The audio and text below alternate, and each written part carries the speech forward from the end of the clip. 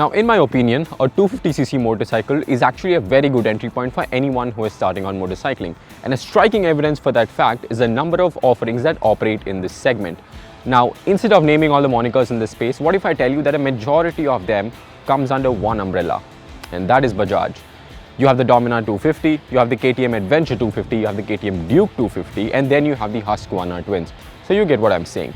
But for long we have been asking one question: where is the Pulsar badge? Why hasn't it entered this segment? So after a lot of speculations, they're here. Your questions have been answered. So ladies and gentlemen, I am Anirudh, you are watching the Tech and Auto Show, and these are the new Bajaj Pulsar 250s.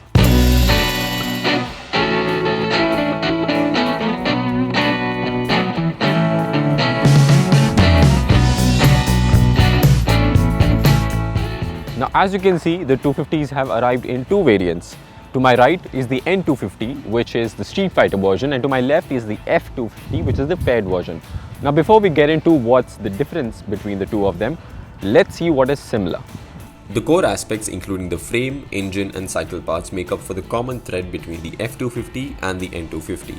What's different are the looks. The N250 carries the lineage of the NS200, while the F250 builds on the lineage of the 220F. Now, the new Bajaj Pulsar 250s are not only the biggest Pulsars ever, but it will also spawn the new generation of Pulsars in the future and will use the same platform as well.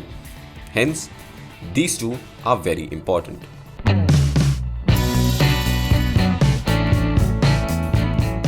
The major difference between the N250 and the F250 lies in terms of design at the front. The N250 and F250 gets a projector headlight with two eyebrows LED DRLs. The F250 gets a semi-fairing that seems to be packed quite more tightly than the 220F. And while looks are subjective, unlike the 220F, the F250 looks quite proportionate. The sculpted tank and the guts increases on the motorcycle gives it a very aggressive look, but something that has not been overdone. The paint finish, the quality of plastics and the switchgear on both the motorcycles felt premium, and we couldn't find any nicks even after close inspection. Speaking about the instrument cluster, it brings us to the set of features, and honestly the 250 Duo runs a bit lean in terms of it. The motorcycle gets a semi-digital analog unit including a digital speedometer and analog tachometer. The digital display shows essential information including speed, gear position and distance to empty.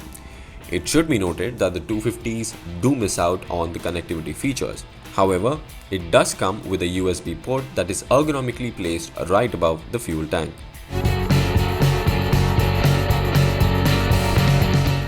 Now, the Pulsar 250s have come a bit late to the party, but it has arrived with a brand new engine nonetheless. Unlike the KTM derived engines, the 249cc unit is oil-cooled and the engine is mated to a 5-speed gearbox. When asked why is there not a 6-speed gearbox, Bajaj stated that the priority was to retain the very essence of a Pulsar. The output figures are very close to the NS200 with a peak torque of 21.5 Nm that comes in at around 6500 rpm and a power of 24.5 PS at 8750 rpm. This makes it the most powerful Pulsar yet.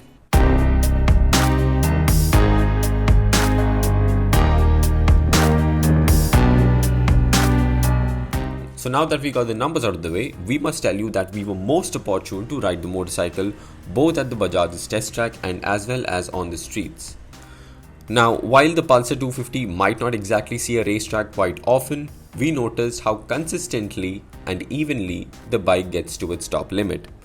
The F250 managed to hit a top speed of 144 km per hour, while the N250 ran out of breath at 138.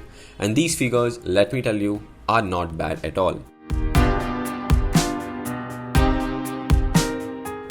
On the streets, our expectations of these bikes being an ideal motorcycles were justified. Unlike the NS200 that I had ridden before, the 250s didn't need to be revved all the way to the top to get to the meat of the power. The engine is very tractable and does not get uncomfortable even if you cruise on the 5th gear at 45 km per hour all day long. Speaking of riding all day long, it brings us to the comfort, and the 250s really carries the basic formula from the previous Pulsars. With the difference in the handlebar, the F250 felt a little bit more committed than its Street Fighter sibling. But the position felt comfortable and nothing that would strain even for long distances. The N250 gets a proper street fighter position that works like a charm in traffic. The riding position lets the rider make quick flicks in traffic and handle the bike very well through tight spaces. Combine all of these aspects with the slip and assist clutch and the city riding just becomes a whole lot merrier. Now what's left are the cycle parts. The 250 gets conventional fork with 37mm travel at the front and monoshock at the rear. Both are set to the same tune, and we found out that the setting is plush but not so much as to lose confidence during corners. The motorcycle gets a 300mm disc at the front and 230mm disc at the rear. While the bite and feel of the front brakes felt laudable, the rear brakes often felt spongy during heavy braking.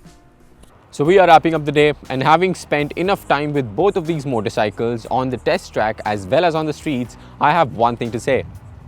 I'm impressed. Now, the numbers on the paper and the price tag might place these two eerily close to its younger siblings, but I assure you these are very different packages, or very promising packages indeed. So, if you are looking to tap into the quarter-litre segment in India, the one thing I can tell you is that your list just got a little bit longer. Also, if you are one of those people who have almost fixated on the NS200 but have second thoughts about the 250s, there is no reason for you to wait a bit longer, save a little more and go for these instead.